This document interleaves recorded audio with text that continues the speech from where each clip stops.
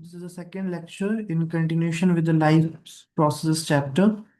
इस first part में हमने देखा था कि कैसे ग्रोथ एंड उसके टाइप्स होते हैं, कैसे ग्रोथ इंपॉर्टेंट होती है, लाइफ प्रोसेस एक वाइटल इंपॉर्टेंट टर्म है उसमें। अब हम देखेंगे second important topic, that is metabolism.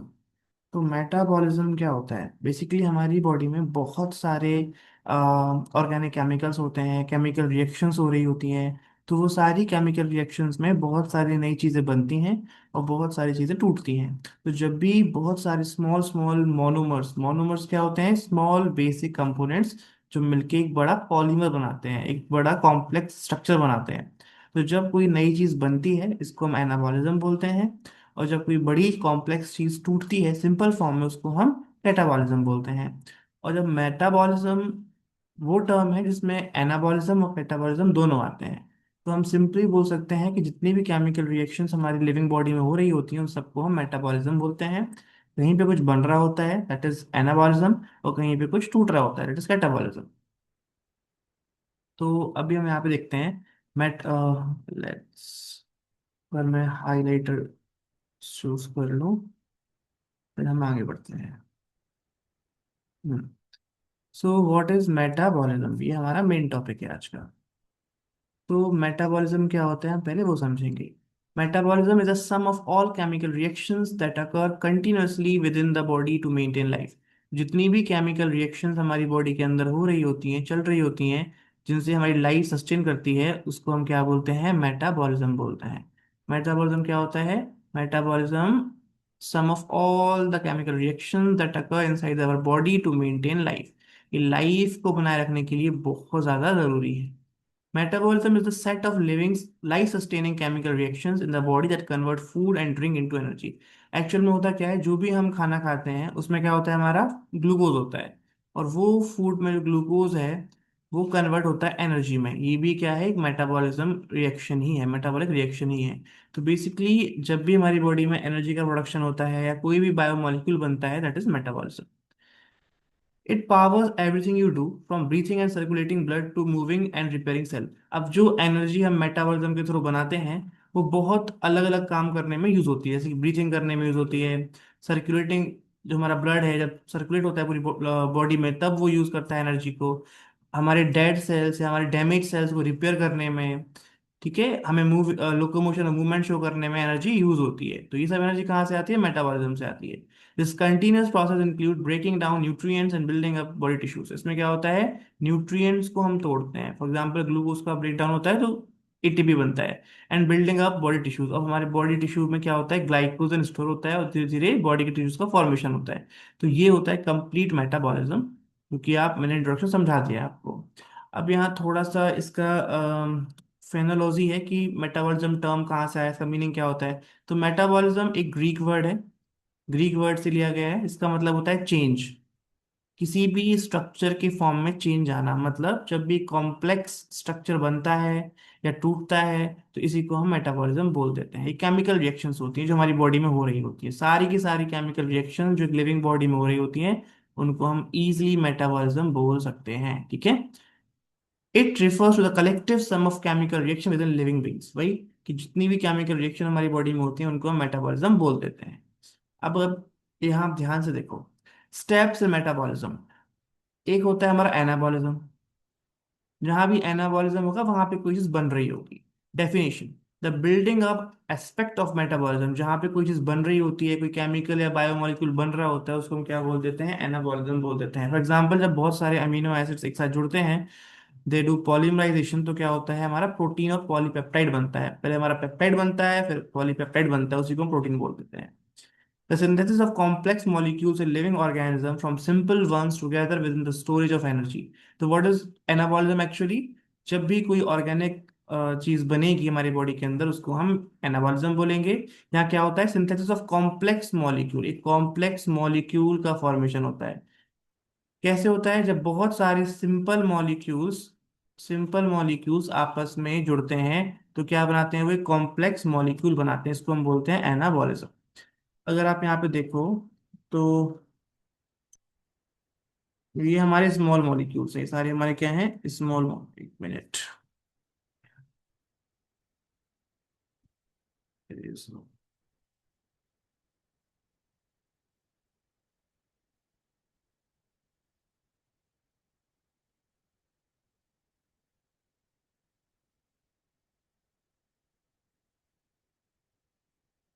देखो, ये हमारे क्या है, स्मॉल मॉलिक्यूल्स हैं। जब ये बहुत सारे स्मॉल मॉलिक्यूल्स आपस में जुड़ गए तो क्या बना, हमारा लार्ज मॉलिक्यूल बना, ठीक है।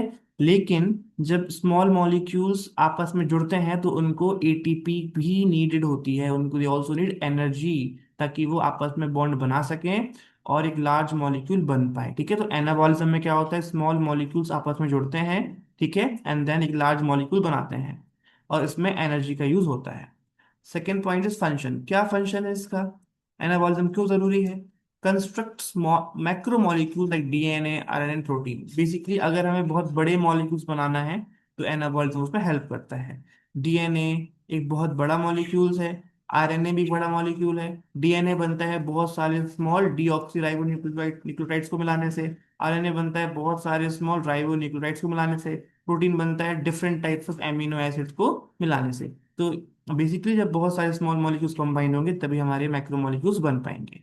एनर्जी यूज, मतलब क्या इसमें एनर्जी लगती है, एनर्जी डिपेंडेंट प्रोसेस है? तो हाँ है। क्यों? क्योंकि एक एंडोजेनिक प्रोसेस है, मतलब यहाँ पे एटीपी का यूज होता है, जहाँ पे एनर्जी लगती है उसको हम बोलते हैं एंडोजेनिक प्रोसेस। यहाँ पे एनर्जी का कंजम्पशन होता है लेकिन एनर्जी रिलीज नहीं होती है। एनाबॉलिज्म का मेन इंपॉर्टेंट पॉइंट क्या है कि यहाँ पे स्मॉल मॉलिक्यूल्स आपस में बनाएंगे एक लार्ज मॉलिक्यूल, एनर्जी का कंजम्पशन होगा लेकिन एनर्जी रिलीज नहीं होगी। इसका उल्टा कैटाबॉलिज्म में होता है, एनर्जी यूज नहीं होती, एनर्जी रिलीज होती है। एग्जाम्पल इसका प्रोटीन प्रोडक्शन, अमीनो एसिड की हेल्प से प्रोटीन का बनना is example of anabolism. Next is our catabolism.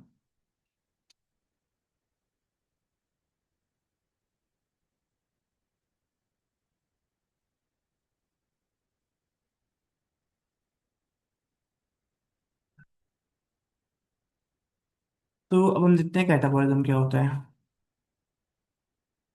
Catabolism, catabolism का मतलब होता है किसी चीज को जो हम तोड़ते हैं इसको हम बोलते हैं कैटाबॉलिज्म। तो बेसिकली अगर मैं बात करूं कैटाबॉलिज्म की, इसमें क्या होता है, break down of complex molecules. जब हम बहुत बड़े बड़े मॉलिक्यूल्स को, जो बहुत लाइक कॉम्प्लेक्स इनका स्ट्रक्चर, उनको हम सिंपल फॉर्म में तोड़ते हैं, ब्रेक करते हैं, इसको हम बोलते हैं कैटाबॉलिज्म। इसको हम क्या बोलेंगे, कैटाबॉलिज्म बोलेंगे। जब बहुत सारे स्मॉल मॉलिक्यूल्स आपस में जुड़ेंगे दैट इज एनाबॉलिज्म, और जब एक बहुत बड़ा मॉलिक्यूल टूटता है स्मॉल मॉलिक्यूल्स में उसको हम कैटाबॉलिज्म बोलते हैं। यहाँ पे क्या होता है, एनर्जी इज रिलीज, ठीक है, ये एक एंड एक्सोजेनस प्रोसेस है। यहाँ पे एनर्जी रिलीज होती है, एक्सोजेनिक रिएक्शन नहीं, ठीक है। जब एनर्जी कंज्यूम होगी तो एंडोजेनिक, और जब एनर्जी रिलीज होगी तो एक्सोजेनिक रिएक्शन कहते हैं उसको हम। यहाँ पे एनर्जी यूज नहीं होगी बल्कि रिलीज होती है। Example digestion. क्या होगा डाइजेशन में, जब हम अपने जैसे प्रोटीन को हमने बॉडी में इनटेक किया तो प्रोटीन हमारे लास्ट में क्या होगा, स्मॉल इंटेस्टाइन में एमिनो एसिड्स में टूट जाएगा, that is catabolic process. Respiration में क्या होगा, जो हमने ग्लूकोज अपनी बॉडी के सेल्स तक पहुंचाया है बाय एसिमिलेशन, वो जो ग्लूकोज है वो ब्रेक डाउन होगा हमारे सिंपल इसमें जो हमारा कार्बोहाइड्रेट्स है वो ब्रेक डाउन होगा हमारे ग्लूकोज में। तो ये क्या है, रेस्पिरेशन हो गई अपनी प्रोसेस। इसमें क्या निकलता है, हमारा ऑक्सीजन भी रिलीज होता है। अब एनाबॉलिज्म और कैटाबॉलिज्म, इनमें क्या डिफरेंस है? अभी के लिए आप लोग इतना ध्यान रखिए कि इनके एग्जाम्पल्स आपको अच्छे से याद होने चाहिए। फॉर एग्जाम्पल कैटाबॉलिज्म में डाइजेशन एग्जाम्पल है और रेस्पिरेशन है। एनाबॉलिज्म में प्रोटीन प्रोडक्शन। एनाबॉलिज्म क्या होता है, बिल्डिंग अप प्रोसेस, यहाँ पे मॉलिक्यूल्स बनते हैं। जबकि कैटाबॉलिज्म में ब्रेकिंग, यहाँ पे टूटते हैं। यहाँ स्मॉल मॉलिक्यूल्स कंबाइन होते हैं ताकि लार्ज मॉलिक्यूल्स बना पाए। जबकि यहाँ क्या होता है, लार्ज मॉलिक्यूल्स ब्रेक होते हैं ताकि स्मॉल मॉलिक्यूल्स निकल पाए। यहाँ पे एनाबॉलिक प्रोसेस में बॉन्ड्स बनते हैं जबकि कैटाबॉलिक में बॉन्ड्स टूटते हैं। एनाबॉलिज्म में एनर्जी की रिक्वायरमेंट होती है ताकि केमिकल बॉन्ड बना सकें, जबकि केमिकल बॉन्ड जब टूटते हैं तो कैटाबॉलिज्म में एनर्जी रिलीज होती है। ये इसके की डिफरेंसेस है। अगर मैं आपको यहाँ पे शॉर्ट मैंने बॉक्स लगाया हुआ है वो दिखाऊं आपको, तो कैटाबॉलिज्म क्या होता है, catabolism is a metabolic process in which cells break down large molecules. में क्या होता है, सेल्स के अंदर बड़े बड़े मॉलिक्यूल टूटते हैं। जैसे कि कार्बोहाइड्रेट हो गए वो टूटता है ग्लूकोज में, मोनोसैकेराइड में टूटता है, प्रोटीन्स टूटते हैं अमीनो एसिड्स में, फैट्स टूटता है फैटी एसिड और ग्लाइसरोल में, ठीक है, ग्लाइकोजन में। तो यहाँ पे जब भी कोई बड़ा मॉलिक्यूल, प्रोटीन, कार्ब और ये फैट्स टूटेंगे तो हमारी एनर्जी रिलीज होती है।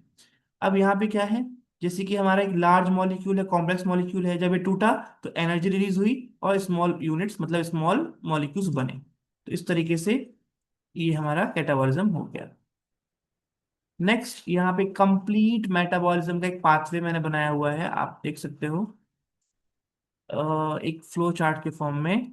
ये फूड हमने लिया, इसमें प्रोटीन है, कार्बोहाइड्रेट्स हैं, फैट्स हैं।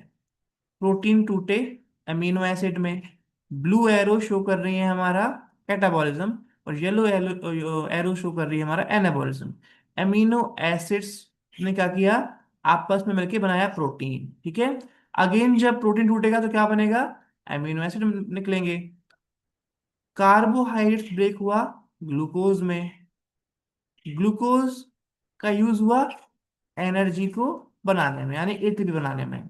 फैट्स टूटते हैं हमारे ग्लाइसरोल और फैटी एसिड्स में, और जब ये आपस में जुड़ेंगे तो क्या बनेंगे, लिपिड्स बनेंगे, ठीक है। और लिपिड्स जब टूटेंगे तो क्या अगेन हमारा फैटी एसिड्स और ग्लाइसरोल बन जाएंगे। तो ये एक पूरा हमारा साइकिल है। अब ग्लाइकोजन जो होता है, जब हमारा क्या होता है एक्चुअली, जब